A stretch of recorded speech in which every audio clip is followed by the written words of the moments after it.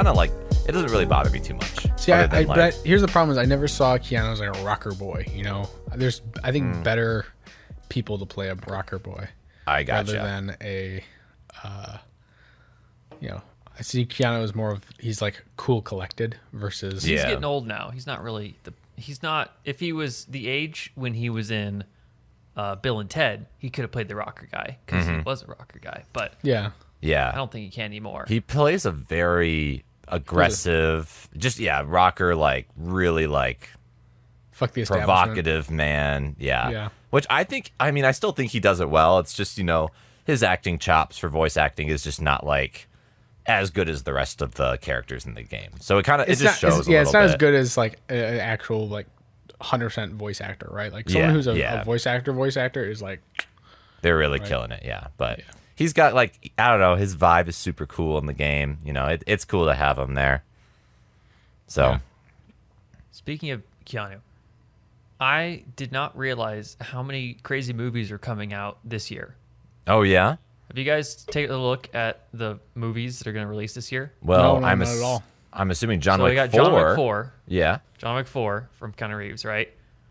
We get... so there's the Ant-Man one that's coming out right now. That'll be interesting. Knowing that... I haven't seen like any Marvel movies on Phase 4. I might see it just to like continue my saga of the Marvel multiverse because Kane's going to be in it, I think, and that's like a big. I'm assuming multiverse-wise, big. Oh, the Destroyer guy. Yeah, I'm pretty sure he'll be in Kane it the Conqueror. at least. Yeah. I mean, I'm going to watch it regardless. There's a new Aquaman coming out. Okay. The next one, right? The sequel. The Borderlands movie is coming out this year. Borderlands movie. They're making there's a Borderlands movie. Is that going to be good though? I'm not sure. What studio? There's also a Division movie coming out. Division. For video game, The Division. What is that, like a shooter?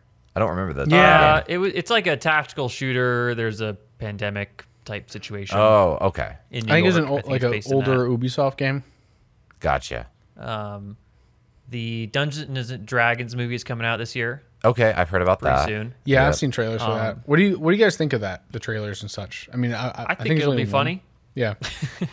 I think it'll be interesting. There'll be, magic and stuff. Magic. Could be fun. Could be good. Yeah. Since Dungeons and Dragons isn't like a pre-existing story, it actually makes it okay to make a story about it. Like as long as they don't have a certain race doing something completely against what they would normally do, then it's probably going to be fine. Yeah. Yeah. I feel like they've Marvelified it based on the trailers. It feels very. Have they? Yeah, it feels like very Marvel humor. I'm like, okay, I'm just tired of it. So, that's fair. Whereas like something like Vox Machina, which is just came out on Amazon, that I just caught up on that. Yeah, that series is pretty good. Which is based on the Critical Role first. Oh, it was their first season, first campaign. Yeah. Well, I think the movie of the year, Cocaine Bear. I mean, who's not gonna like that movie? Bear. It's based on a true story where, like, I think a bear gets a hold of like cocaine, like cartel people. Oh yeah. I might watch it if it's good. If the reviews come out on Rotten Tomatoes, like as maybe okay, I might go see it. It actually is it gonna be like another Rubber? If it's another Rubber, I'll definitely go see it because that's a great movie. So, there's also another Fast and Furious movie coming out this year. Oh man! Really? Oh man! It's Fast 10, Guardians right? of the Galaxy. I think it's called Fast X, so I'm guessing it's 10, but I don't know. Let's go. The second part of the Dune movie is coming out this year. Wait, when? Yeah. End of the year. So I'm psyched for it, but it's gonna be a long wait. You said end of the year, Sean? Yeah. Oh, okay. Well, I'm very excited for that. We got there's a new Sword Art Online. Flash movie coming out. They're just making the Flash again. Oh, really? Okay. Interesting. Which he hasn't had his own standalone movie in, I don't think, a long time. Is it with Ezra Miller too? I don't know who he's with, okay. but it would make sense that they keep the same guy. I know he had something happen to him, like he was in the media. I think it was a sexual assault case or something like that. I'd have to double check my sources. I don't want to actually put that out there, but I know it was something something sketchy. But there's a new Indiana Jones coming out this year with Harrison Ford. With Harrison Ford.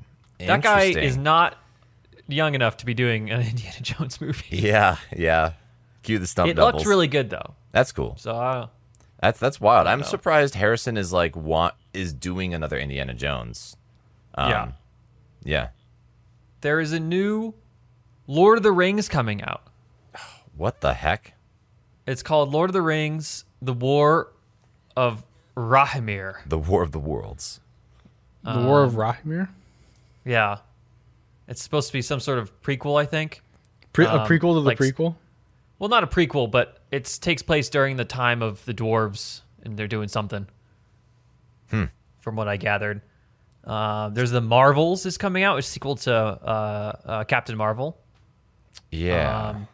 There is Super Mario Bros. Metal Gear Solid movie coming out. What? Okay, wait a minute. When is this coming out?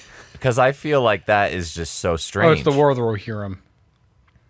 How did I say it? Rohirrim? You said really Rahimir. I'm like, what the fuck? Rahimir. That doesn't. Rohirrim. It's Rohirrim. Okay. I was like, that doesn't make any sense. That doesn't check out. This does not match the lore. I'm like, is it the War of Wrath? I'm like, that doesn't make Metal any Gear sense. Solid might be next year. Metal Gear Solid movie. There's a new Mission Impossible coming out. That I'm actually excited for. That will be good. Yeah. I feel like those never really miss. I love every Mission Impossible. Yeah, they never really miss, in my opinion. They're always entertaining. And they always do some really pretty good stunts. And I mean, you've probably seen the video of them doing the jump stunt, right? There's a motorcycle jump where Tom Cruise has to jump off a ramp, off a cliff with riding a motorcycle, and then pull a parachute, and he does it. And it's that's pretty impressive. He's insane. Good job. Dude, I don't know, man. You ever see GoldenEye? 007 GoldenEye? Guy literally jumps off a cliff, lands in a plane, and flies it. So, I don't know if that's... wait, that was a real stunt? Wasn't a fake stunt? I didn't know that. GoldenEye, wasn't that way a very long time ago? Yeah. That was not very long time ago, okay. But there's a new Star Wars decades. movie coming out as well. Called Star Wars Rogue Squadron is coming out. They're like, I don't everyone know if loved it's animated or live action, but that'll be out. The new Spider-Man with Miles is coming out. Oh, really? Oh yeah. The next animated Spider-Man, which will be that's got to be near the top of my anticipated. I saw a hits. trailer. It's insane looking. It looks like it's too much. It looks amazing. The animation. I'm gonna see it. It's probably gonna be good, but it's just a lot happening. There's a lot of things flying around. Yeah. So that'll be fun. That'll be fun. Guys, the Mario. And then the last three that I had there was a new Transformers, which actually looks like it's gonna use an older version. I don't know what they're doing, but it looks older. Like Optimus Prime looks like the original Optimus Prime. Okay. There's a new Wonder Woman. I think I noticed that. Yeah. And there's a movie coming out called Wonka. Oh, Wonka's OG story, it is a prequel. Yeah, it's him meeting the Oompa Loompas, like that whole story. That'll be interesting. Apparently. That'll be interesting. The lead actor of Dune, I think, the kid in Dune, I think he is the young Wonka. Yeah, which actually really? kind of as from an appearance standpoint, I actually thought hit pretty good. I was like, that works. Especially the Wonka, when I think of Willy Wonka, I don't think of the creepy Johnny Depp performance.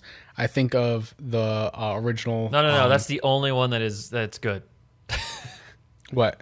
I like Johnny Depp's Willy Wonka way better than the other Willy Wonka. Oh, wait, really? What? I like the OG Willy Wonka. I thought that was more I'm true trying to think of for the book. I can't believe I'm missing his name. Gene Wilder. That one was great. What the fuck? Do you remember them going, dude? I remember being actually freaked out of when they go down the tunnel, and they have the scene in the original one's kind of weird, but the scene in the newer 2000s remake was I was like, what the heck? This is really freaky. What are you talking about? The scene where they go down to the tunnel, they ride the boat. I know, but it river wasn't tunnel thing? Freaky. It's just freaky. like a water ride at Disneyland. Yeah, but it's freaky. They had a bunch of pictures and he was going all nuts and stuff. He was losing himself. I don't remember that scene or that. I don't remember how you're describing it. Okay. But I don't know. I prefer that one, the Johnny Depp one, personally. Have you seen the original one though, right? Yeah. Nothing can beat the OG. How to are we me. friends? You forgot the Mario I movie, mean- Sean. The Mario movie. Oh yeah, there's also the Mario movie the coming out. most geez, yeah. anticipated movie of the decade. I mean, there's a lot more movies coming out, right? But these are the ones Chris I was Pratt like, as Mario. I was pretty excited to see. So there's also a movie with Nicolas Cage as a vampire. So that's gonna be good too. What? Yeah. Anything with called Nicolas Renfield. Cage just doing his thing is pretty awesome. Oh my gosh. Yeah, I like that he's still in movies and stuff. 65 looks really good too. That's the movie with Kylo Ren. Oh yeah, Some sort of that's the weird there's a prehistoric dinosaur movie. Yeah. Yeah. Space dinosaur movie. Yeah, I saw the story or the trailer for that as well. Jeez, I need to watch more trailers. There's a lot of freaking video game adaptations, and There is. While I'm happy that video games are getting a lot of love, I'm quite nervous that they're going to butcher the whole thing. The good news is none of these movies that they're making are ones that I am invested in, so I can go in and say, "Oh, hey, let's see how it is," with no real repercussions. Just like you're along for the ride, good or bad. You know, you just see it for what it is. Yeah. I don't think I've even played any of those 3 games: Borderlands, Division, Metal Gear Solid. Not played them. Yeah, honestly, I mean, I played Metal Gear Solid. That's why I'm worried for them to butcher that one, because Konami butchered.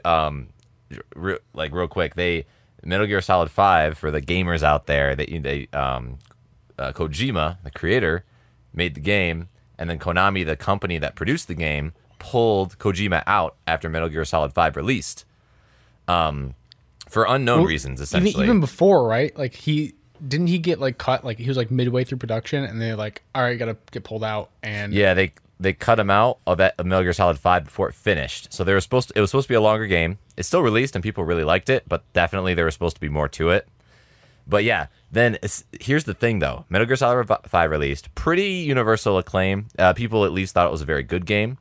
Then Konami comes out like in 3 months saying, "Yo, we got another Metal Gear game for you guys. It's called Metal Gear Survive." And all it is it takes Metal Gear Solid 5's like engine and stuff, and they just put zombies in it. And it is like one of the worst games. Like I tell you, it's like super tedious. The animations are very like rigid. And my theory, like it is bad. It's a very bad game. And my theory is that Konami, the company that, had Metal Gear Solid under their umbrella, I think they just like wanted to kill the franchise. They're like, hey, Metal Gear Solid is dead.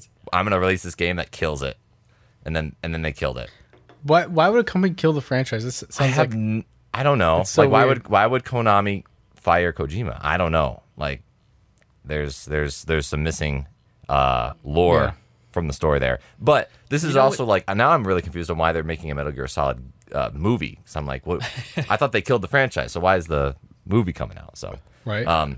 Either going to be very decent or very, very bad. We'll see. If he hides in a box at some point in the movie, I know everyone in the theater will just lose their minds. Yeah, that better happen, honestly. Like that's the kind of care we need. Or he gets airlifted out. He airlifts the guy out on a freaking the tether ropes or whatever they are. Yeah. I want to just see like them put the manliest man as Snake, and then just do a bunch of random stuff. That's all I really want for them. I mean, yeah, they could make it like kind of in the way like a John Wick thing, where it's like it's a very basic thing. It's except super stealth or something like that. Yeah. No, it needs Kurt Russell, man. It's Kurt Russell in there. The you know why? Is that the you know voice why? actor? No. He's like an old guy now, but he was the dad in Guardians of the Galaxies 2. Okay. Planet. Okay. Yeah. That's because Snake Plissken was kind of modeled off Snake because he played. Well, I'm trying to remember the movie he played in. It was like an '80s movie, and Kojima was like, "This character's awesome. I want to just model guy's it. great. Yeah. I'm going to model that. my game copy character him. after him." That's funny. So Snake Plissken was modeled after Snake Plissken. Yeah. Fuck, what's War of Los Angeles? I forget the name of the movie. Is this a movie you're trying to think of? Yeah. Battle of Los Angeles? Not Battle of Los Angeles. That's what I was thinking. It's a weird ass movie, man. It's an '80s movie, like exactly what you'd be thinking of. I just saw the new Slime movie in theaters today. Slime, like anime slime? The anime slime. The time I got reincarnated as a slime. Oh, there's a movie out for that? I didn't know this either. Was it good? It was all right. Okay. You know, it didn't need. It was entertaining. I thought the sound design was a bit odd at times, but overall good. You know, was the sound? It wasn't like Demon Slayer Train level. Oh yeah. Like it's that. Like really good. That was a good movie, right? This was like it's just like watching a couple episodes of anime. Yeah. Was the sound, when you say sound design was like questionable, was it really loud? Out of curiosity, like the theater. The background music was too loud at times. And then some of the sound effects were just odd, I thought. But some things were like louder than they should have been. Okay, gotcha. I just was curious because when I went and saw the Jujutsu Kaisen movie in theaters, like it was the same thing. The background music was like clipping the speakers. I was like, oh my gosh. Wasn't that bad. Yeah, and then the sound effects were like when something happened or a swords clashed or whatever, like it would be super loud, and I was like, "Is this like a thing?" You have to wear earplugs in the I was like, "Geez, this is loud." It's not that it was too loud. I mean, it was louder in comparison, but it wasn't too loud. It was just not balanced correctly, right? With other things that were happening in the scene. Huh? Interesting. Is what I thought. Interesting. But overall, good. I probably didn't need to pay to see that. You know, I would have paid to see the train. Train. Yeah. Mm-hmm. But I don't know if I did see that in theaters or not. Can't remember. But still, I don't not necessarily regret it. Yeah, it was fine. It was good. It was fine. It was fine. It was a Sunday afternoon. What else am I going to do? Yeah. That's cool. I speaking of this weekend, it was awesome because on Saturday, I did enough things to feel productive enough to think that it was Sunday. So then, at the end of the day, I thought, this is great. I have a free day tomorrow. This is the Sunday, and I had, I didn't have anything I needed to do. Yeah, are you fully moved in now? Yeah, so Saturday I got the last stuffs, the boxes or like I had some styrofoam on the floor. It was a bunch of random junk, like the small things that I didn't need. I brought that all over, finished that with one trip. And the other hard part was getting the stuff off the wall, right? Because in my old place, I had all these acoustic tiles along the walls and everything, which helped immensely with the sound echoing and everything. Yeah. When I put them on the wall a year ago, I got some double-sided tape and I stuck the thing on the wall. Come to realize when I try and take that off, when I was first moving out, that it didn't come off very easily. So I looked at the Amazon reviews, and almost everything was filled with it said, "This is not removable. It's permanent." I thought, uh-oh, that's a problem. So I was looking up how to do that, and the best way they said is with like heat. You heat it up and then it comes off. Okay. So I went over yesterday with my clothes iron, and like a towel. So I put the towel on the wall and ironed the wall where the tape was for like 30 seconds, and then it actually peeled off pretty easily, surprisingly. That's hilarious. So I was able to get everything off the walls, and everything is like spotless now. Fantastic. Beautiful. And I just need to give my keys and all that stuff, but I don't have anything left in the apartment that I need. Sweet. Yeah, I wanna get a walkthrough of your apartments sometime, maybe after the podcast. After we record, because we never got that. I wanted to see it, but yeah, I'll walk you guys around with the podcast because it's it's pretty good now. I gotta say, pretty solid. Pretty happy with it. Overall, fully 100% happy that you have upgraded to this new spot. Oh yeah, I think already way more satisfied living here than I am at the other place. Yeah. Are there any like things that you noticed about the new place that is like, oh my gosh, this is awesome? I didn't realize this was like an amenity or a feature, but it just feels great to be. Or is it like location wise, is it better and stuff? I think it's pretty much better in every way. Nice. As far as like amenities, like I actually use the amenities here. At my old place, I didn't use any of the amenities because they all looked really? meh. You know, like the pool, it had a pool, it had a jacuzzi, but it was ground level and like just a fence to the road. And I was like, I don't, you know, it didn't, it was kind of small. Never really thought I'd want to use that. Yeah. And then, you know, they had a gym, but I think there was like, it's like a small room, not much in it. You know? Puny gym. One treadmill, some free weights, and that's it. Yeah, maybe like one or two. You know, maybe I don't think there's any free weights. I never even really went. Yeah, I just saw it from the outside, and thought that wasn't worth my time. I have my own gym. But now it's also I couldn't really walk anywhere. Right? Yeah. Right. Location was such that you can't.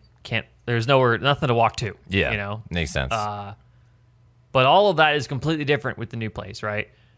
All the amenities are awesome. I've used several of them. Used the gym, used the sauna. I want to use the hot tub soon because I can use the pool too because that's heated throughout the winter. Yeah. And then I don't know. There's like community events that actually are fun and cool to do. See, that's cool. As opposed Community to events.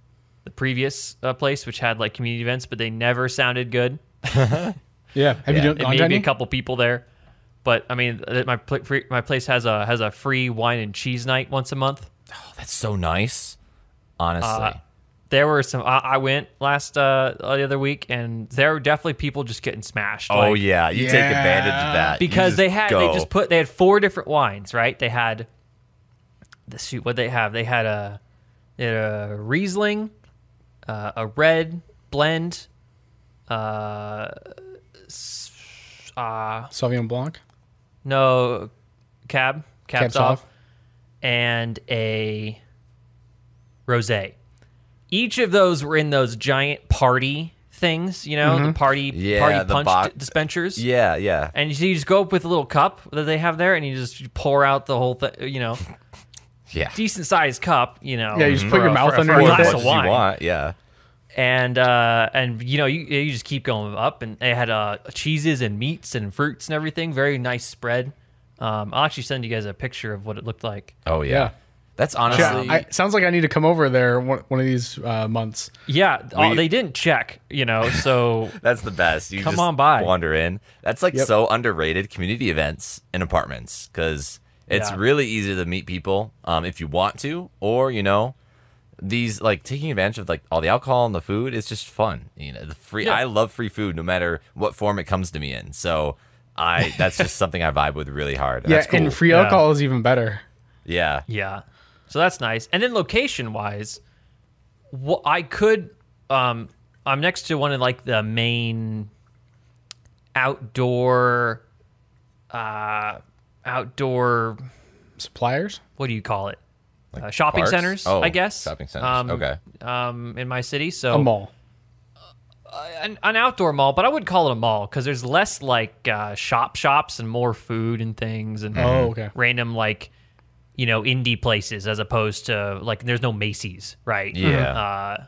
It's not necessarily There's no in between a JCPenney. mall and yeah. So I could walk to that, for example, which is nice. And then because you can walk to that, you're near enough to like Birds and things like that, where I could go into downtown. Yeah. Nice. And get to a lot of places pretty quickly. Similar to Colton, I'd say. Yeah. You know. Yeah, that's really nice. And having now lived up near downtown, it's much better to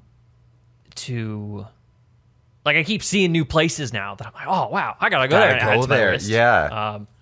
A lot more places than I had thought previously. So I'm actually liking my city more and more as I have. I mean, partly because I've lived here long enough now where I'm get the feel for things, but also now I think being in a better area or area I like more definitely improves your view of the city and everything. Yeah. or Also, where I you feel live. like it just makes you like happier, more, you know, more energy, right? yeah, Like when you're at a good space, you're like, oh yeah, like this is awesome, and like I'm excited, right? Excited to live. That's always a nice feeling. Yeah. Yeah. That's the thing. It's like I love having all this stuff and the birds and now I'm like, it's like now if I live somewhere. I thought you meant like flying Actual birds. bird. Like, why would you? I love the birds. Yeah. No, like I the get a lot of scooter that. birds. But man, now it's like I don't want to move somewhere far away from this stuff because I like the same thing. I love going by a random street that I like. I take a route to where I want to go, but maybe I say, oh, I don't want to take one the street direct over, route. one block one over, street over. And sometimes you'll find like 2 spots that you're like, whoa, that's cool. Bookmark that in Google Maps, and Like, it's an adventure all the time.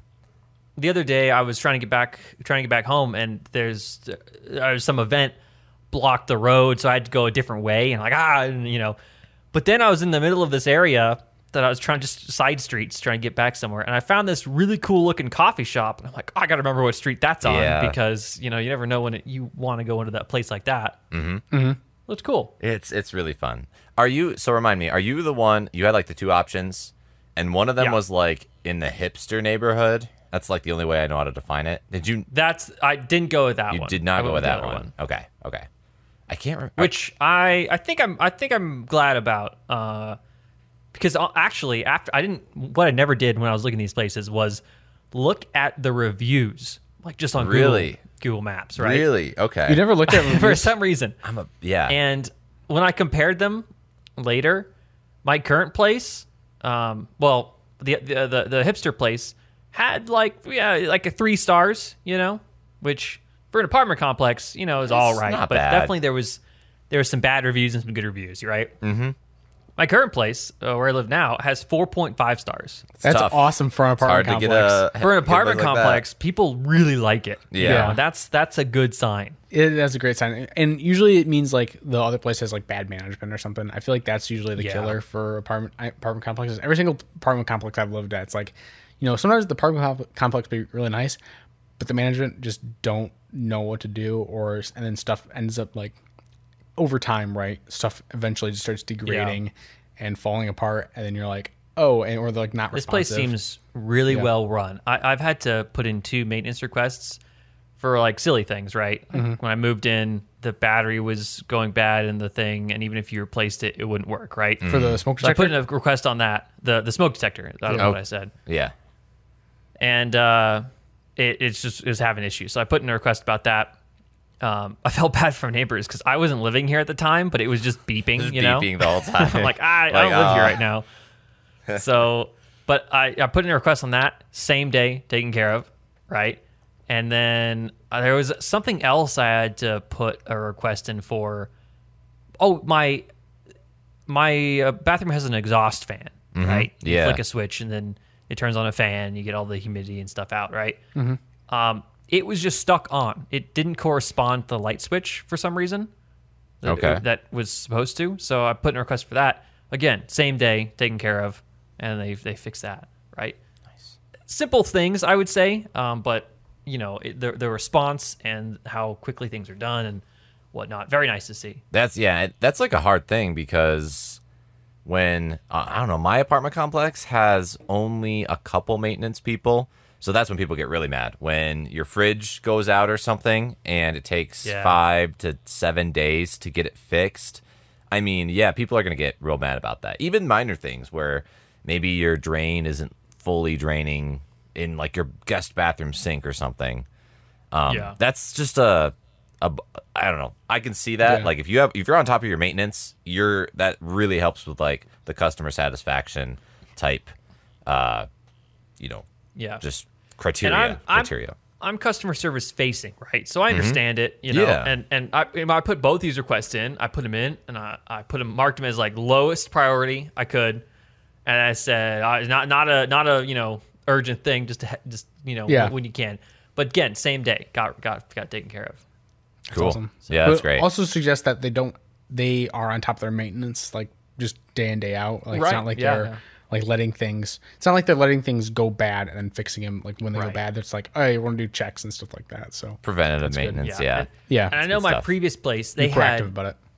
They had so many issues that I just thought this is easy to take care of, within a week. But they just stretched on for weeks or months, right? Like the pool during the summer, which is really hot, like multiple, like a week or two over 100 degrees. The pool, there was a tile that was broken in the pool, so they closed it, right? Like, fix it. You can get that fixed within a week, easy, right? But they just didn't, it was months, that this pool was closed. Yeah. And then the garage, like I paid for like an underground parking spot, so the gate comes by, and then, you scan your card, opens the gate, and then it's a gate. That broke, right? I think 2 months into me living there, so there's also an above ground parking lot, and there was a gate to that, right? 2 months into my living someone drove into the gate, broke it. Oh my gosh. Gotta love when you're... And... yeah, okay. Continue. And when I moved out, they hadn't fixed it. It was still just wide open. That sucks. What the heck? It's like, I don't want... That's a biggie. If my gate was always open, I'd be like, come on, man. We got people that could just walk in here, Yeah. So my actually place, I moved in to my new place, and the garage doors there open and close very quick. So very nice. And they're vertical opening roll doors, which I think are superior to the moving the whole gate out of the way horizontally. Yeah. Right. And so much better, but I think a week or two in, it broke. The incoming one broke from outside the street, and I thought, oh, here we go again. And they fixed that within 3 days, I want to say, which isn't too bad. Not bad, for being in the winter, and I don't know being in exactly wintertime, what's going on, but also probably the supply chain stuff with it, and they got it fixed. Yeah. So so far, very impressed with the new place, and I'm liking it a lot. So I'm excited. That's always good when you have an Glad to have moved. awesome place to live. Yeah. Yeah. Very satisfying. I'd say. I feel like now we're all three of us are in spots that we actually really, really like. Yeah. Yeah. All right. I still want to move out to where you guys are at, but I'm kind of waiting. What's the timeline on that? I mean, that's Mike? all on you. I don't know. Yeah, It what's totally the is. timeline on that? I mean, what do we gotta expect you? I don't know. I'm trying to get to probably. I'm thinking early. I said this. I was trying to get here there to 2023, but honestly, I like where I'm at. I'm doing all right. I can probably get certs and stuff by the end of the year. I already got that approved. I just need to get out of busy. Right now it's busy season, so I'm not doing any of that stuff right now. Mm-hmm. But once I can do that, I can get that. I can get looking at a raise, hopefully by or a position upgrade. Yeah. A promotion. Promotion kind of thing, right? Promotion? Yeah, right. And promotion, SpongeBob and reference. also getting certs, and then after that, I'll probably end up heading out there. I just want to have that stuff under my belt, and leave my place. I have a great relationship with people at my current place job, but I want to get upgrade that, leave them in a good spot, and then I'll head out. Yeah. I'm the same way, right? Like I said 2 years here, but I'm just playing it by ear, honestly, because I do like where I work. A team I work with is really good, and I know it's not a reason for me to stay because I don't necessarily have loyalty. Yeah, you're not like in that boomer mindset. I'm not loyal to the company. I'm just I like the people I work with, and if it's a filling job, then it's worthwhile, right? Yeah.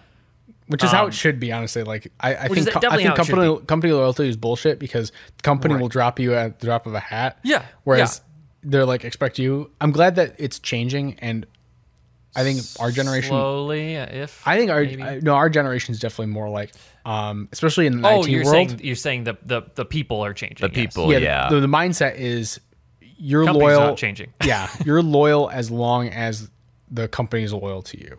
Right. I'll be loyal for money. Yeah. Exactly. I'll be loyal. I'll be loyal. I mean, it kind of seems like we're if we like our team, we're loyal to our team or kind of the people we work with. And for me, if I'm getting benefits still, I learn things every day, and that's the value in where I work right now. So, and I'm being honest, I think the company really depends on me. Yeah, for the things to get going. If I left, it would function, but there would be missing knowledge. They would be scrambling to get a replacement to try and fill that void because there's a and it's not and because of the type of company it was. I mean, it's a startup, right? And I was employee like around 100, so because of that, I just have knowledge that is not anywhere else. Yeah, tribal knowledge. About how tribal knowledge. And yeah. I'm trying to get this stuff written down, but it's tough. It's a lot. Yeah. It's a time sink. That's the thing, right? It's its own project. We have a similar issue where someone who's a big knowledge sink on our ERP system is leaving. She's retiring, and we're like, fuck. How do Please. we... Exactly right, yeah. Spend your entire day writing down everything you know. Exactly right. And we're like, because none of us know all the ins and outs. Like, she worked really strongly with the developers when working on the ERP system, which for those who don't know is an enterprise resource system. Kind of like ties all the components like finance and customer, like intake, sales, orders, everything like that all together, right? And like, we support the back end, but like how everything functions together, like there's like two people and she's the one who knows the most. Yeah. And so it's been like, please just spend your days writing things down and trying to like document everything on our wiki, in our documentation system, and then you can go. Yeah. So and my level of this, like tribal knowledge is to the point. I mean, I work in manufacturing, right? IT and manufacturing. I work in a building that is a 1.2 million square foot warehouse. Okay. There's tons of cables. There's tons of panels that run machines, right? PLCs and all that stuff, if anyone is familiar with manufacturing terminology. If the power goes out, right, and things power back on, some part of the network will break, right? And someone will call, why is this broken? It's happened the other day. Mm-hmm. And I'll say, okay, go to this panel, unplug this wire and plug it back in, and then it'll start working, right? That's the level of like stuff that I retain that nobody knows, or is not written down, And fixing that obviously is we need to fix that. There's a switch for some reason that doesn't have communication after it powers back on in a certain. Does it have a UPS attached to it? No. Why would it? That sounds like a you problem. All of our switches have UPSs. No. Well, no. Okay. Yes. You're talking about. Sorry. For those aren't familiar with IT terms, a UPS, uninterruptible power source. It's basically just a big battery. That's basically what it is. We have literally a giant UPS for our entire administrative building, like to power the server room. It's pretty dope. It's like literally this massive freaking battery, and you're like, oh, this is cool. All of the core infrastructure switches and IDFs are on UPS. Yes. However, this is not one of those. This is a industrial PLC switch. Okay. You don't put those on UPS. It's just not what you do. But it still has this issue when it powers back up. Don't know why. Yeah. So it's one of those things on the ever massive list of things to do at a startup. Yep. Yeah. But until that's fixed, it's something just I know what to do. Yeah. If the power goes out. I guess that's the thing. It's like you have a lot of power in retainment. Like if the company ever thinks you're a flight risk or for whatever reason, I feel like you have a lot of bargaining power to kind of negotiate on your terms. I'd hope so. I also hope my manager fights for me because I think he's actually really good. He's like the best manager I've ever had. So I would like to put my faith in him that if the company tries to screw me, that he would be like, no, we can't. Yeah. Here's the PowerPoint on why we can't do that. Yeah, that's a really nice thing to have. Like when you have a manager who will go up to bat for you, I'm thankful. Like my manager's all right, but he will go up to bat for me. I will appreciate that, right? Sometimes he's not as good as he's good at high level, but like he doesn't always understand, right? He's not an IT person, so I try to explain these things, and sometimes it just goes over his head. But he's like he'll still go up to bat for me, which I really appreciate. So yeah, that's the thing. It's like, man, my manager at my new job is also really good, and I honestly think the managers that had my previous jobs, while they're great people and they do have your best interests at heart, man, they got too many things going on to really care too much about the individual person. Whereas in my current job, there's like I'm getting development plans. Like, what do you want to learn / what niche do you want to fill in our team kind of thing. Like, we're having that discussion. Yeah. And that's great. I mean, at my previous job, it was like I didn't have one-on-ones with my manager. Do you guys have one-on-ones with your manager every week? Every month. I have it every week, yeah. Every month? Okay. That was just not a thing. It's like every 6 months, maybe. I think they got canceled twice when I was there for 3 years, and I think they got canceled most of the time. And, I'm not like trying to shit on the managers for that, because they are probably, it's like a high-level management where it's like the managers have too much workload, too many people on their team. They're spread too thin to worry about that. But, man, it's just eye-opening to actually have like a development plan, talk about what you want to achieve. And, I get to go to maybe conferences as well. Like, hey, if you want to go to a conference, you can go to one. Like, we'll potentially put together a budget to let you do this one thing. And that's the one thing I want to do too, because we have some conferences that are overseas too. I'm like, that's what I'm saying. There's a so I'm getting a little bit into cryogenics at my current job, and I'm like, there's one in Germany, and I'm like, okay, I've been at the company for like 4 months, but hear me out. This would be awesome to go to. I'm in the same boat. I won't be able to go there, but in the future, being able to do something like that would be awesome. And having like just a place that kind of supports that, or at least has their ears open to that. Super, super nice. I think one-on-ones are like not necessarily valuable are valuable depending on a lot of factors, right? Like your position, what you do, what the company is like at the moment, And for me, it's actually valuable to have every week. Yeah. Because it's a startup, so much changes, right? And my boss has told me that his management philosophy is to manage the people that need to be managed and to leave the people who don't need to be managed alone. Yeah. To manage themselves. Do their things. And he's told me that I'm the latter of the case, so he just leaves me alone for the most part. Yeah. So the one-on-ones are actually very useful just to sync up. Yeah. Like, all right, these are all the things that I've discovered this week that we need to work on, or such and such, and vice versa. So right. Yeah. I mean, but if it wasn't a startup, I wouldn't say every week is necessary. Mm-hmm.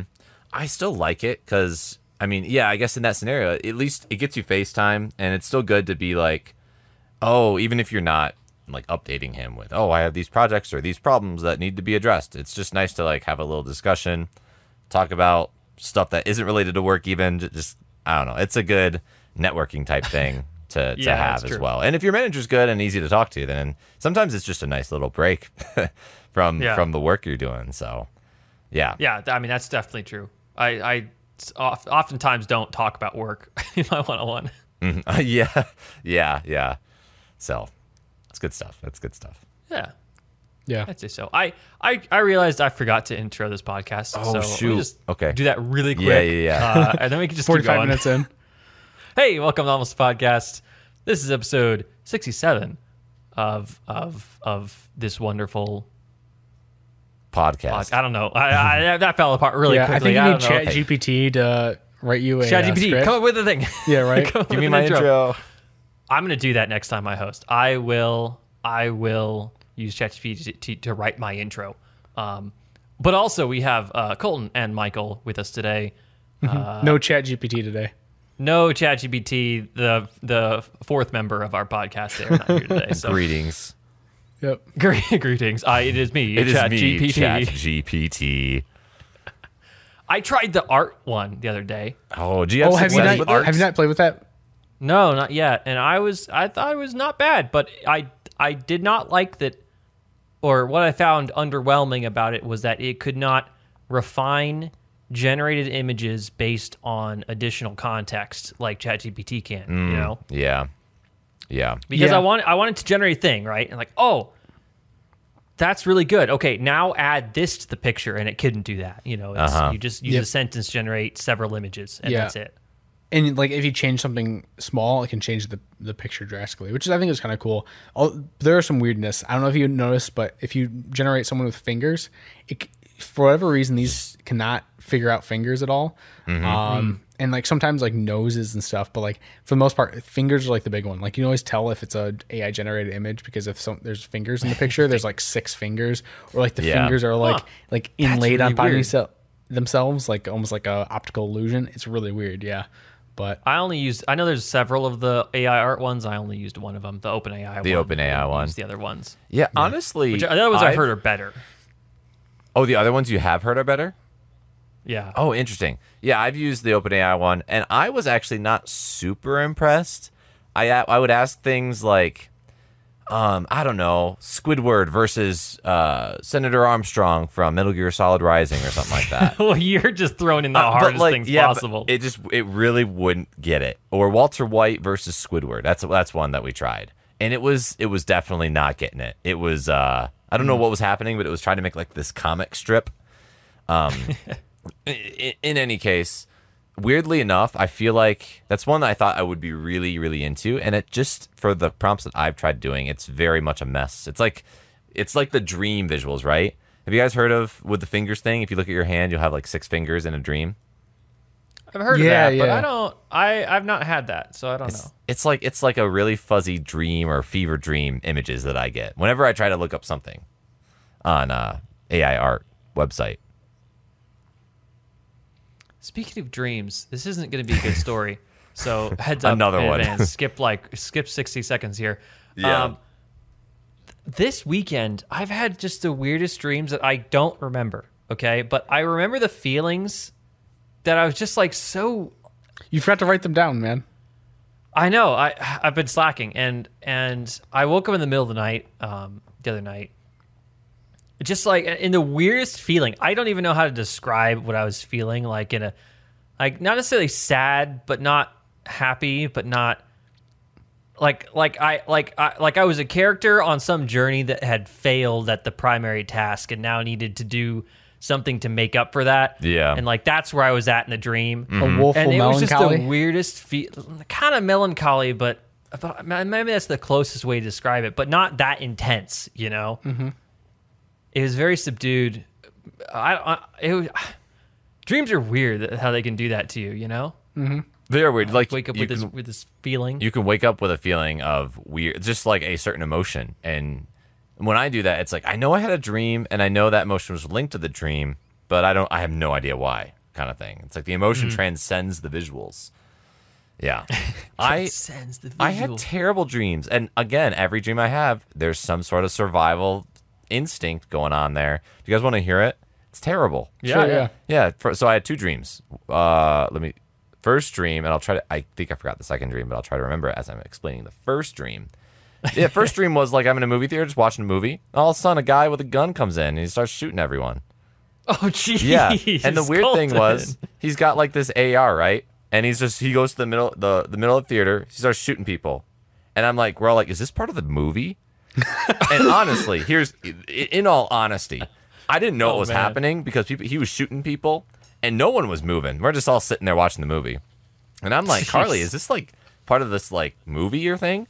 And then I'm like, you know what? The person next to you dies. Yeah, I'm not going to chance it. I grab her hand. I like sneak out of the theater on like the other side. Pull the fire alarm. That's really sweet though that you grab her hand though in the dream. Yeah. I was like guiding her out like a whoa. Like Solid Snake. Yeah. Escort mission is what I was thinking. But yeah, pull the fire alarm. We run out. We're like, oh crap, that was weird. And then the dream ended, and I didn't know what the heck was happening. That was weird. Yeah, like I never actually knew if that was part of the movie or not. And the other dream, which I'm still trying to kind of like remember right now. Oh yeah, I had to go to church for some reason, and the pastor that I like grew up with, because I did go to church when I was a small child. And the pastor was like a completely different person now. And like we were apparently going to baptize Carly.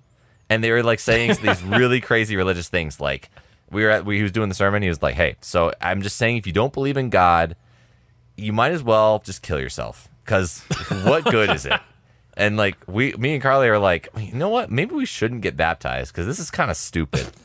So we ended up leaving and like Carly refused to get baptized along with the other children that were going to get baptized. And he's like, you know, you're better off dead. we should just kill you. And then the dream ended. What the fuck? Wow. Isn't that terrible? You got some wild dreams. I want a nice dream where I turn into like a merman and I just swim around for a little bit and then that's it. Like just something crazy, something simple, sweet. I don't know why it's always these survival dreams. I feel like I'm going to be subconsciously ready for a lot of bad stuff that just randomly might happen. I want a pirate dream. I haven't had a pirate dream, I don't think. I would love it, like but maybe I have. That's the thing. It's Okay, like if so- I Search have my index. See if I've been a pirate Yeah, yet. so I had a kind of a crazy ass dream. Oh. I know, right? Me, because I'm like the guy who does not dream. yeah, you don't dream as much, so I'm interested in yeah. this one. Yeah, this was like, I think I woke up at like 3 a.m. and I'm like, I need to fall back to sleep. So I did. And that's whenever I have crazy dreams. It's like when I fall back to sleep. And this one, I think it was like a tropical island or an alien planet. I don't know which, because like the sea was like really bright, like not like bluish green. It's like, it felt weird, like super saturated. So I go to a tropical island. And then I think I have to take a boat to like this like cabana, like it was like this almost like a tree house like cabana thing at like the base of this tree. All right. It's pretty cool. Yeah, I was like, this is really awesome. Yeah. Then I don't know how it happened, but I was just having sex with this woman. Whoa! What a weird. intro. Because you in a cabana. That's like in a the tree. first time. Oh. Okay, this is gonna be a little TMI, but this is the first time I've ever had like a remembered like a. Oh, I was just having sex with someone. But yeah, I was like, what the fuck? And just it happened. I'm like in this cabana thing. My God. I don't even know doing the this person. now. And also like but that's what the dream was. And That's then what was happening, man. yeah. Yeah, then people walked in and I was like, oh shit. I don't know who they were, but I know people from behind me, and then I woke up because I was like, oh shit. And then, so yeah, that was my dream. Wow. Yo, can That I sounds like a nice dream. Yeah, it does kind of sound good. You want to know something really weird? Okay, I'm gonna follow up the whole sex dream thing real quick because I think it's really interesting, and maybe TMI, but I don't care. So here's the thing. So sex and dreams for me is really, really weird because sometimes, obviously, when I'm dreaming, transported to like a different person, right? So I'm not the same person. I'm like a different person usually. So I'll have. I'll still be single, so to speak. I'm not single now, but I'll be single in my dreams. Yeah.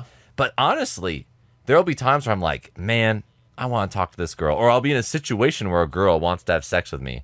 But every time, especially recently, it's like we'll be instigating or getting towards the sexual experience, but then something will happen to stop it. So either one... we'll start, but then it's like something weird happens and we have to immediately stop. Or two, random, like really big, strange inconveniences will happen. Like we'll go to the bedroom, but then all of a sudden the walls are gone and we're like, well, that can't happen. We got to figure something out, and then the dream will end. It's like this weird just force, this will just tell it, like not allowing me to have sex. I wonder if that's your subconscious somehow. Yeah, like saying, wait. I'm with Carly. Yeah. I'm like wondering that as well, because it happens a lot to where I don't really have like wet dreams, so to speak. It's like it always stops or something gets in the way of it usually before that actually happens. Have you had the thing happen? Because I've heard that like Carly will wake up and be like, you cheated on me in my dream. Has that ever happened to you? Yeah, Carly has done that, and I'm like, Carly, it's like we got to be logical beings here. We are human beings. I'm glad you're the one who mentioned it, because I want to bring that up too. Earlier, I was like, you ever heard? I've had because that's just so illogical, right? Like obviously it's a dream, Yeah. Why would you be mad about that? She's done that before. It's not like it happens all the time. I think she's done that once where it's like, well, that was sucky, bummer. But yeah, was she pissed at you like the entire day? She was like mad in the moment, because it's like sometimes when you wake up from a dream, it does feel really real, and you have those emotions like as you're awake. Obviously, it never lasts, obviously, but yeah, it's happened a couple times. She's like, "What the heck? Cheated on me, boy." It's like, no, that was me dreaming. No, no, you're good. You're good. You were just high as fuck. Yeah. Yeah. So the only dream that I have written down, which mentions pirates, is like a really long one. So Oh. I'll just text that to you guys. Yeah, that sounds You can good. read it if you want. That sounds good. I wish I could have like these just intense streams because it's very, very rare. Again, it's only when I like go back to sleep after waking up. But yeah, I mean, I do have the most intense streams at that point too, right? Like going back to sleep. For some reason, you're just more active, I would say. yeah, your mind's just more active. Yeah. That's true. But if only genius idea. Set an alarm in the middle of the night. So you wake yourself up. Then you go back to sleep to intentionally give you more dreams. That would be an interesting way. At like 3 a.m. Yeah. You'd lose a I feel little like it'd sleep. fuck up your sleep. It would fuck up your sleep a little bit. could. But if you want the dreams, sometimes you just got to pay the price. It makes So sacrifice. set aside 10 might hours of be- sleep instead of Maybe 8 like hours. a lucid dream type situation where you say you wake it like an alarm pops up and the alarm is lucid dream. So you're like, okay, I got a lucid You're like, dream. And you "Time go to back to lucid bed and then dream." you're like psyching yourself into it. Yeah. That's a good way to do it. Yeah. That's definitely the interesting, way to go. Been Did I send you guys the new knife that I got? Yeah, you did. Yeah. You sent it to us. That thing is wicked sharp. Yeah. That looks like a knife. what brand knife. is it? Is it Shun? It's Miyabi. Miyabi, okay. Which it's a very good brand. It's a very nice knife. I still will get the other knives that I want to from Shun though, Yeah. Gotcha. because I learned this isn't. So it's not a Santoku knife. However, it's the sister knife to that, right? Oh, really? Okay. You mean the One-san knife? One-san knife Sue. It's a so there's the Japanese version of a chef knife, right? Is basically a Santoku. However, this other knife that I got, which I don't know the name of off the top of my head. Because it did look like a Santoku. Like, it looks similar. It's got the same shape to it. It's got a pointed tip, And which is Santokus different. don't Santoku's a little more rounded, right? Okay. Oh, okay. Santoku knife.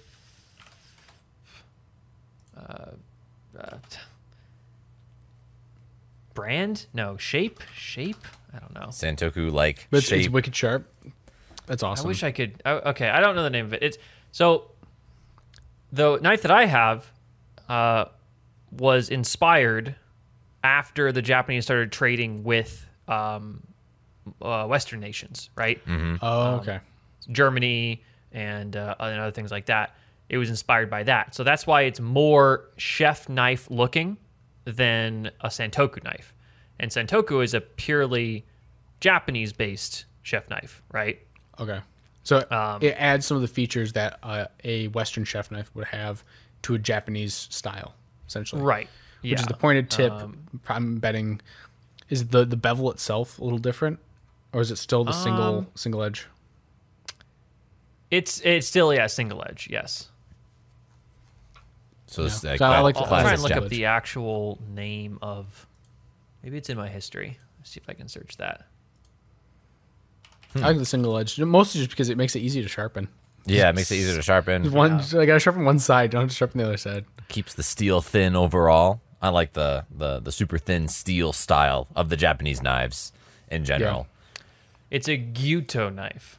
Gyuto. Okay, I remember seeing those. Gyuto. Gyoto. What does that translate to there, Colton? Fudge, I don't know. Yeah, okay, I remember seeing these. Yep. Translates to knife.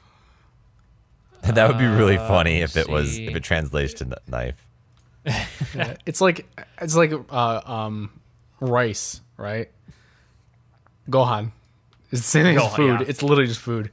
I like how Goku named his son Gohan. Food. What a moron that guy was. Yeah. I Terrible think he is father. continuously the moron. Well, is Yeah. so okay. Gyuto knives usually have a longer blade with a less turned down spine and a sharper tip and a more curved edge. Santoku knives usually have a shorter blade with a more turned down spine, so the end at the very end, the tip is less sharp and it has a less curved edge. So it's stumpier as opposed to a Gyuto knife in a way. And Gyuto like goes to a point at both sides, top and Yeah. bottom usually. Let me grab. I think those- I've got a Sentoku. Yeah. I won't So, grab it. and I want to get a Santoku, but that's just what this type was, which is actually really nice because I kind of have a Japanese chef's knife, or like a Japanese chef's knife inspired chef knife, and then what I'll eventually have is a purely Japanese chef's knife. Yeah. When I get a Santoku, and then a nakiri for all my vegetables. Yeah, I like Yeah. the nakiri just for chopping is like so clean. I might. So I I'm might very excited grab, to get all those, but I might grab one of those. it's just such a knives soon. pretty knife. Yeah. Oh looks yeah. so The like, what is it like? There's a name for that style of steel. Damascus steel. Damascus. Yeah. So it really has 36 layers of Damascus of steel patterned into it for Damascus steel look. Cool. Yeah. Yeah. Super Very cool. Makes It's not, it look it's not super true official. Damascus steel, but it's It's got the look. But it's got the It's look. got of the it, look. Yeah.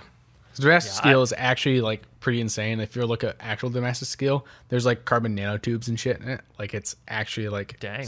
they, Like, it won't they ship. still don't, and like they still don't know how like ancient societies manufactured this stuff. Right? There's like this is like insane stuff, right? Like you can look it up. Like there's like old flintlock rifles and wheellock Yeah. rifles that are made of it, and you're like, and as well as blades and stuff. Like you have like crazy blades, and you're like, this is like insane steel. Yeah. Shit. Yeah, they didn't write it down. They left the company and they didn't write out on how to do it. Yep. Really, They didn't keep really their, sad. their documentation over 1,000 No, years. not Yeah. good documentation practices back then. Yeah. I really going back and forth between wanting to baby the knife and actually wanting to really use the knife because Test it.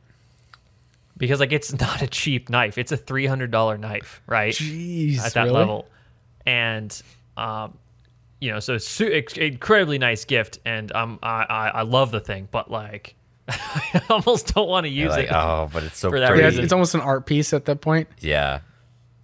It works Yeah, so exactly. it I wor- mean, it looks so good. Honestly, the new place has under cabinet lighting along Yeah. yeah. The backsplash. the marble that has on the backsplash and everything. It makes everything look so good, right? Like my knives are on a wooden block there, and everything's illuminated well. Oh, it looks so good. Nice. Yeah. Yeah. So now it is a really showpiece, art piece, you know. Yeah, I want that little thing you got there because you got the magnetic knife collector thing that you were telling us about last week. Yeah, it's just a little standalone, like a little stand-up wooden block that has magnets in it, so you can hold knives. Yeah, and, really cool. I like that. And it Yeah, showcases I it. went. I bought two, and that's the one I like the best. So I returned the other. Nice. But there's several models, and they're all sorts of different things. So Yeah, that's really nice. And it's like both like an art piece as well as like a practical way of keeping your knives, right? Especially if you have a low amount of knives, instead of using a knife block, you can just use that. right. Yeah. I think a Well, knife yeah, block's and still and nice. and because I only really need 3 knives, Yeah. you know, that's it. So I think a knife block is still nice for the steak knives. Like you can get, hey, I've guessed over That- and I need yeah, I 4 mean, if steak you're having knives. Yeah, But as we discussed, I haven't cooked a steak here since moving out, so which still I blows me don't- away. Yeah, So I haven't really needed to use steak knives. yeah. Well, I mean, not at home. I haven't cooked a steak at home. I'll clarify. Gotcha. Have you guys were you guys ever into like cooking shows? I don't know if we've talked about this before. Were you ever into that? I really liked Iron Chef when it was originally. Hell back yeah. Iron Chef. Remind me of that OG one again. OG Iron What Chef? was the Yeah. the like case? It's Food Wars, essentially. Is it Food Wars? It Is this a Gordon It- Ramsay one or is this not a Gordon Ramsay Nope. one? No, it was before Gordon Ramsay. It was- with Okay. Japanese chef. What's his name? Yeah, and then also the commentator was Alan something, Food Network kind of guy. Yeah, that guy. Yeah. he was really But great. it was as all a about like, commentator. okay, you have one ingredient you must use, and this is you have to incorporate this in your dishes, and you have to make like I think it was it 3 dishes, like an appetizer, entree, yeah. and a Oh, dessert. okay. Gotcha. All right, let me read through the Wikipedia of Iron Chef. So actually, Iron Chef which makes sense, right? So Iron Chef is originally a Japanese show, and it became Iron Chef America, right? Is the American one, right? So it started in 1993 with a stylized cook-off featuring guest chefs challenging one of the show's resident Iron Chefs in a timed cooking battle built around a specific themed ingredient. I mean, it's Food Wars. Food Wars Yeah. was made based off of Iron Chef. Basically, yeah. It ended in 1989, although occasional specials are produced in season 2. 309 episodes. Wow. There are 5 spin-offs, the latest being Iron Chef Quest for an Iron Legend. Quest for Iron Legend. Sounds like a light title. A light novel title, yeah. Chef. Yep. Iron Chef, the Iron quest Chef for the Iron Legend. America, though, it's based off second American adaptation following the failed Iron Chef USA. Didn't know that. The show is produced by Food Network. There is Prince's successor, the chairman. Oh, I remember the chairman. Remember that? Yep. Is portrayed by an actor and martial artist, Mark Dacascos. Whoever that is. Yeah. I think he's in one of the John Wick movies. Alton Brown. That's Alton Brown. That's Alton, his name. Not whatever I said. Alton Brown and Kevin Brosh is the floor reporter. And yeah, it's like just a battle. There was a guest chef come on and challenge one of like the Iron Chefs. Oh, know? okay, interesting. Yep. And then they'd be given a secret ingredient and they have to then make a thing about it. Was it like Chef Bobby Flay? I think, right? Was he one of the Iron Chefs, or was he a guest? Let me look Chef up who the Guy Iron Chefs were. Fieri as an Iron Chef. It's Yeah, like, but fry, like, you know, fry it all. It's like Food Network, but you know, it was fun. Yeah, Mostly just due to like some of the chaos and also them just creating these wild ass dishes out of a secret ingredient. Yeah, which is weird too. Okay. I don't know why I liked it because I never like really liked cooking until I started doing it in college, and like yeah. I was forced to. But like I never learned from my mom or my dad on like how to cook. It just kind of just did it. So there were 1, 2, 3, 4, 5, 6, 7, 8, 9, 10, 11 Iron Chefs. Mario Batali, Kat Cora, I remember that her, Bobby Flay, Mark Fiorne, Jose Garcia, Alex Garnuchelli, Stephanie Izzard, Masaharu Morimoto. I remember Morimoto. I remember that guy too. He was a Japanese chef. Then Wolfgang Puck, Michael Simon, and Jeffrey Zacharin. It's like the names got harder as the list went down. I swear. Wolfgang Puck's easy. Wolfgang Puck was the easy one. They gave you a break. Yeah. That's cool. Although he only had Stephanie and Wolfgang only were on once. Oh really? The person who was on the most was Bobby Flay, and he had a win rate of 72%. Wow, so it's like, oh crap, they gave 43 you wins, Bobby 16 Flay. losses. Dang, not bad. Dang, yeah. And Morimoto only had a 60% win, 26-17. But the Iron Chefs, I'm assuming, One kind of draw. won. They kind of won more often then. It was harder to beat an Iron Chef in the long run. I think that's the whole presentation, right? Is you think it would be hard to beat them. Yeah. Man, I think I grew up watching Chopped a lot, which is where they gave you a lot of ingredients. They just gave you the ingredients. You got to incorporate these 5 ingredients for this dish. That was all right. Okay. I feel like And there Iron was Chef would there was be 3 people, right? It was yeah. 3. They did like an appetizer first, and then it gets like entree and then dessert, right? Yeah, it's like I think or it's 4 people. 4 people, 4, and 3, you and eliminate. You eliminate one person per round from the appetizer, entree, and dessert round. But yeah, Chopped was good. But I think they give, in actuality, it looks like they get the ingredients and then they're like, oh, I got to figure something out. When in actuality, they know the ingredients in advance, a couple hours in advance, and then they cook it. So it's like less cool when you think about it that way. Iron Chef sounds like it'd be really fun. I think Iron Chef, they didn't know. Yeah. I think. If it's only one ingredient, I feel like that's fair. It's like you get one wild ingredient. Okay, I can. And it could I'll be as figure it out. basic as they say lemons. Yeah. You know? Yeah. Figure it out. Carrots. Carrots. Chicken was the other one. You know? Chicken. Yeah. Yeah. So you can do really Oh, anything yeah, with that. chicken. Prawn, It's like- I remember prawns. That was one of them. Prawns. Okay, Yeah. that'd be cool. It's honestly exactly like Food Wars. Food Wars without the moaning, which makes it not Without- as good as Food Wars. Without the food internal gasms. monologue. Yeah. essentially. Yeah. So it's less fun Food Wars then Less because fun you Food don't Wars. you don't get the food gasms, you don't get the internal monologue, you don't get the literally absurd ass dishes because like they had some crazy dishes, but like the ones in Food Wars are like absurd. Yeah. So Though also the dramatic suspense is way better in Food Wars. Yeah. Sure. I recently You know what? started Hell's Kitchen. which I've been kind of enjoying. It's way more dramatic, and this is the Gordon Ramsay one. Where is the lamb sauce? Yeah, where is the lamb sauce? Great meme. But some really good chefs. Are you a shit sandwich? Some really was that from Hell's Kitchen? I'm pretty sure. Yeah, I think so. Yeah, it's great kitchen nightmares. One of the two. Some great dishes in there.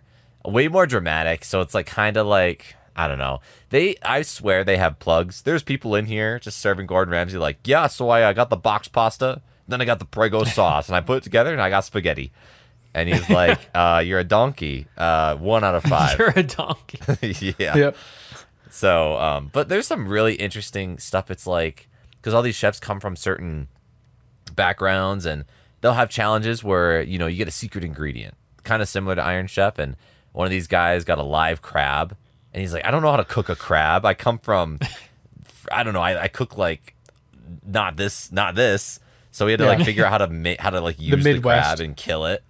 So it's an interesting one because you get a lot of different flavors, and you get some really good people who can, they're really good at seafood, but then they're forced to make pasta, and it's like, how do they deal with not knowing how to make pasta? The humanity, how are they going to compensate? Yeah. So it's just like really interesting stuff, like the creativity of really good chefs and being able to combine all these ingredients, sometimes just by like, I know this is acidic and I know this would pair well with this, and these levels will affect it. I would love to get to that level. I cannot just say, I need to balance this somehow with my flavor profiles. Yeah. Like knowing those flavor profiles especially is pretty awesome. Yeah. It's like, yeah. Sorry. Go ahead. You know what show I watched a lot as a kid? And I'm actually want to make sure that I am getting this right. I think I am. It's this show I watched all the time as a kid. I remember being like, "Hey, the show's on, everyone quiet!" I gotta watch this. It was Unwrapped on the Food Network. What was that about? Unwrapped, like a sandwich one? It's essentially how it's made, but for candy. Yes. I remember this one. Unwrapped with Mark Summers was the show, I believe. Yeah, because you loved how it's made too, right? Yeah, I loved how it's made. So I watched the show all the time, and it was great. I don't know why I like this so much, but it was definitely one of those shows where I all the time just had to watch. It's funny because you don't really like candy that much, right? You're not a big candy sweet tooth guy. I think I used to be big on candy, but I more liked knowing how they made it as opposed to tasting it. Yeah, it's like a whole engineering thing. Like the manufacturing, I'm sure, for some of these candies is a little bit intense because you're more in the baking realm, in the candy way, in the candy lands, so to speak. Mm-hmm. Yeah, and now I'm not a candy person, but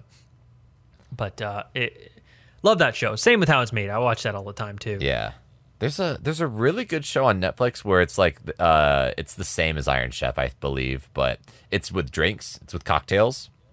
Oh, and they'll do the same thing. They're like, hey, make this cosmopolitan, but like you have to include this unorthodox ingredient to the cosmopolitan.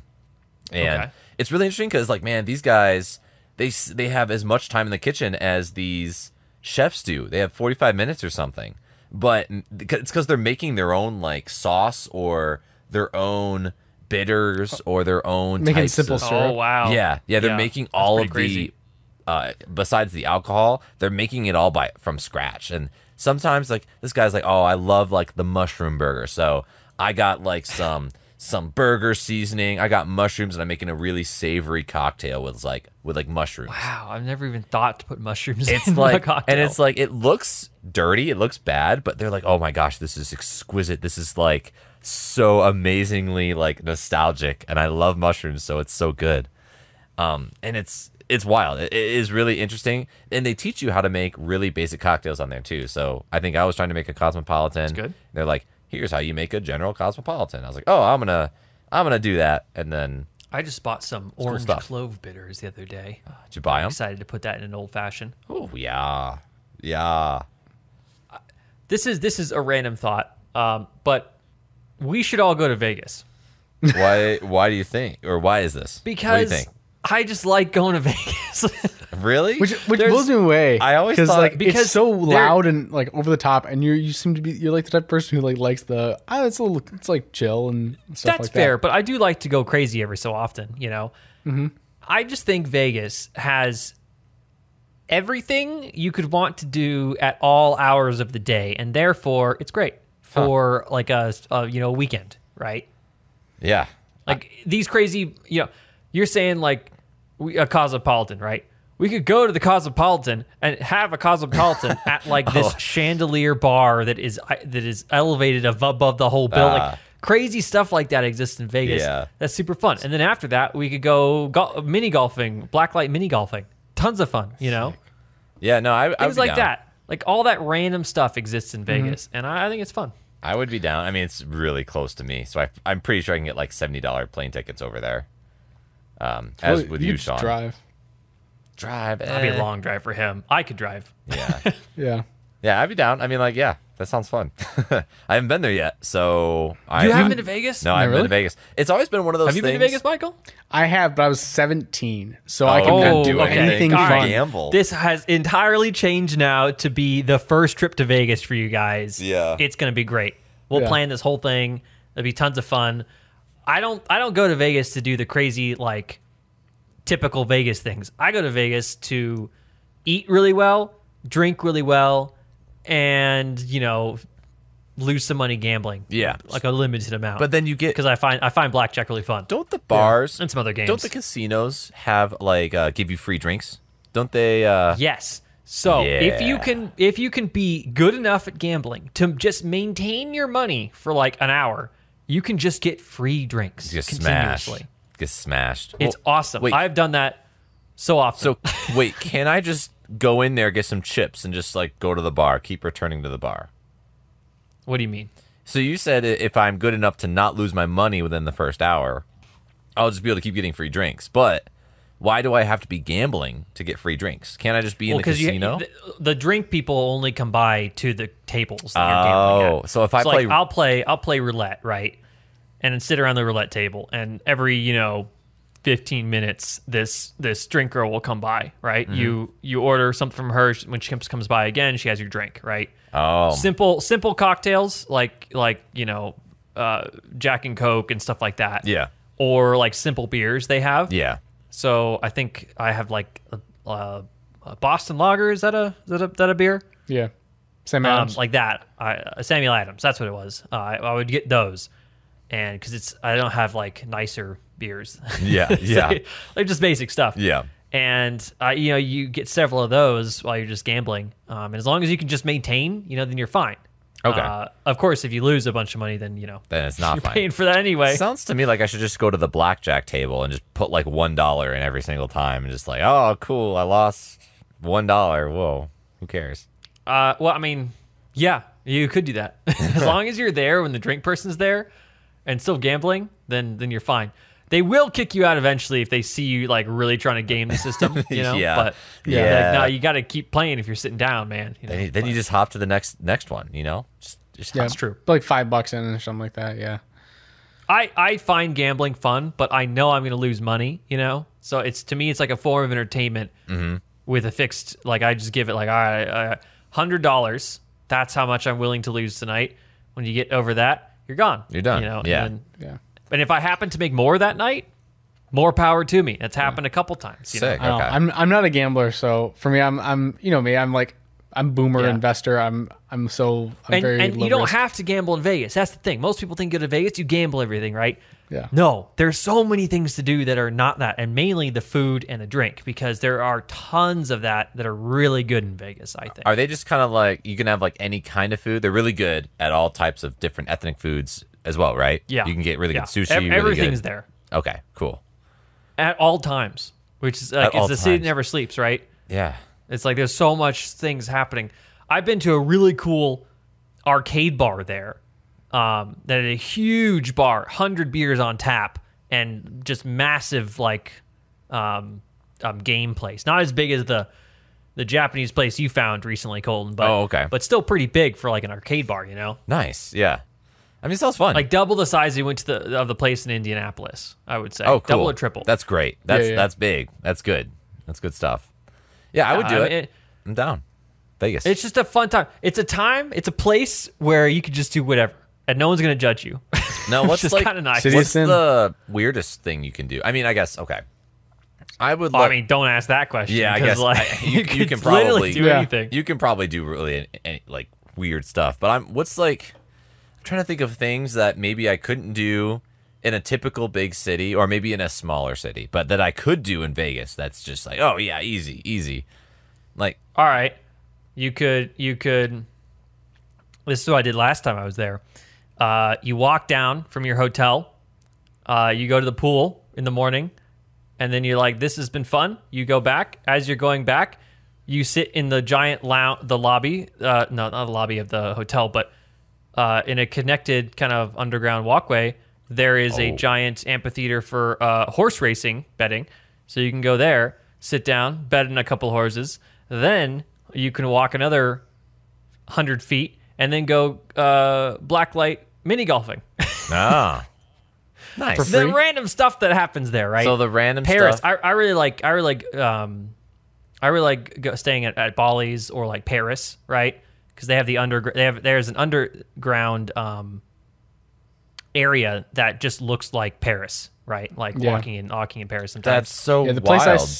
The place I stayed at was the Venetian when I was there. Yeah. And yeah, it's nuts. Like they There's paint some really nice They paint hotels. the sky like Venice. There's like gondolas and like literally underground waterways going through there. What it's the nuts. hell? It's just a city of excess, right? It's just cool to look at. Yeah. You know? Oh, that I like access. Access is fun and density. I like it access. sounds very dense. Like Vegas is a very densely populated It is. thing.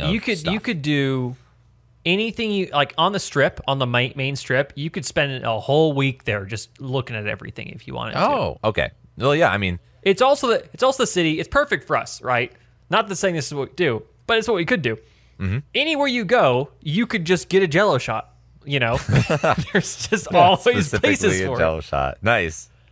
I've gone to In-N-Out because there's 2 In-N-Outs in Vegas. There's one that's in like this area place. There's a razor store next to that, and then there's a place that sells Jello shots next to that. So anytime you could just be having fun. Yeah. You just kind of. I want to see like these weird stores or these niche stores. Like when you say razor store, that's interesting. I want to get into these niche stores and just look around. That I find very fun. That'd be cool. The last time I think it is the last time I blacked out was in Vegas. Nice. That's Not so funny. saying that that's an accomplishment. It's just something that happened. It just happened, Yeah. and that It's that a sets mile the marker. expectations. Yeah. It's just yeah. Cool. But it was fun. Like though, it's just I'm not trying to glorify Vegas because it's pretty a terrible city all in all. Yeah. But I have a lot of fun when I'm there. It's good to visit. And every Yeah. couple years is very nice to visit. I think. All right. Well, yeah, I think 2023, a quick Vegas jaunt might need to happen. As long as you can make it, Mike. Like, I know it's a little bit more expensive for If you we to could probably just get get over cheap there. tickets, you know. No, it's pretty cheap. Vegas is always cheap. I feel it's almost subsidized because Yeah. I think so. it's always cheap to get flying right to Vegas. You're probably right. It probably is like somehow subsidized where it's like, you can get there under $100 pretty easily. Most. Yeah, I there's know this you dude- could get there. I know there was flights from Southern California to Vegas for $50 Oh, yeah. regularly. Like that's a thing. Yeah, I remember there's I think $150 I'd probably ones. drive honestly, but Yeah, I could fly and it wouldn't be a problem. just fly, man.